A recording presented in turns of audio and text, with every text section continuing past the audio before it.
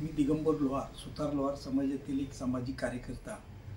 गेली 25-30 वर्ष झालं सुतार लोहार समाजाचं प्रामाणिकपणाने काम करत आहोत। लोकराजा राजर्षी छत्रपती शाहू महाराजांनी 6 जून 1921 रोजी कोल्हापूर जिल्ह्यातील सुतार समाजातील विद्यार्थ्यांच्या शैक्षणिक उन्नतीसाठी एक बांधलेली इमारत रंकाळा टॉवर समोरची आपल्याला दिली।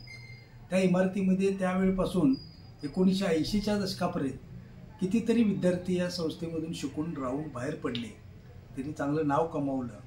पण दुर्दैवानं आज कोल्हापूर जिल्ह्यामध्ये आपल्याला सुतार समाजासाठी, आपल्या जातीतील लोकांसाठी कोल्हापूरमध्ये कुठेही राहण्याची सोय नाही।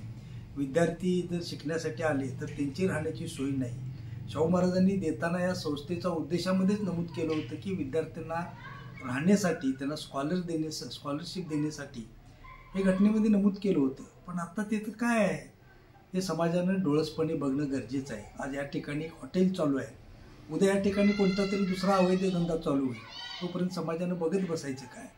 म्हणून या सुतार लोहार समाज उन्नती संस्थेच्या मार्फत आम्ही सुतार समाज बोर्डिंग बचाव मोहीम सुरू केलेली आहे।